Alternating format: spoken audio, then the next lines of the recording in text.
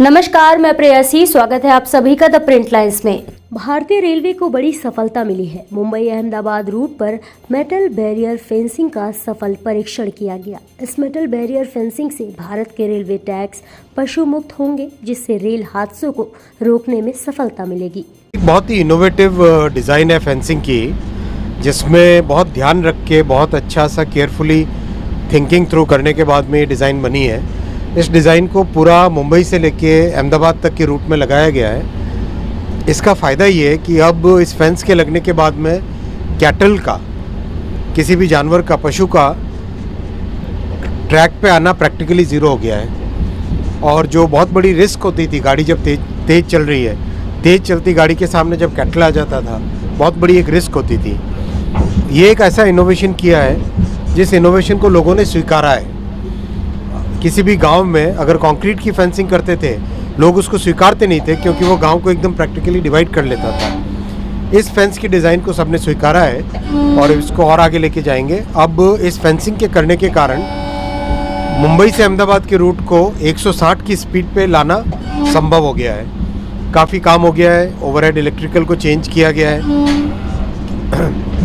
160 की स्पीड के हिसाब से ज़्यादा करंट चाहिए होती है, 800 एम्पियर करंट चाहिए होती है, तो OHE को चेंज किया है। ट्रैक में जो कई जगह पे कर्व्स थे, उन कर्व्स को सिंपल किया है, स्ट्रेट किया है। ट्रैक का पूरा स्ट्रक्चर भी चेंज किया है। कवच भी लग रहा है इस रूट पे। तो इस तरह से करके ओवरऑल जितनी भी चाहिए हमें 160 की स्पीड को लाने के लिए, वो सब आ रहा है। और इस फेंसिंग के कारण प्रैक्टिकली मुंबई से अहमदाबाद के रूट पे ज़ीरो कैटल का आना हो गया है। सर, अभी आप जो बता रहे हैं कि 160 किलोमीटर पर आवर के हिसाब से जो है ट्रेन चलाने की कोशिश की जा रही है। इतना अगर बेसिक रिक्वायरमेंट्स हम कहें कि टेक्निकल इसमें, तो क्या क्या होती है जिसके चलते 160 पर आराम से ट्रेन चल सके? 4 बड़ी रिक्वायरमेंट्स है। सबसे पहली रिक्वायरमेंट होती है जो ओवरहेड इलेक्ट्रिसिटी का जो वायर है, OHE की पूरी कैटनरी को चेंज करना पड़ता है, क्योंकि 800 एम्पियर की करंट चाहिए होती है, तो उसमें 2x25 kV लगाना पड़ता है। दूसरा, ट्रैक का स्ट्रक्चर चेंज करना पड़ता है। स्लीपर की डेंसिटी, कॉम्पैक्ट नए, पूरा जो बैलास्ट है नया डालना पड़ता है। तीसरा, यथासंभव कर्वेचर चेंज करना पड़ता है, जहाँ पे कर्व से उसको सीधा करने की कोशिश करनी पड़ती है। चौथा, कवच की ज़रूरत होती है, क्योंकि 160 की स्पीड से लोको पायलट कभी भी फिजिकली सिग्नल को देख नहीं पाएगा।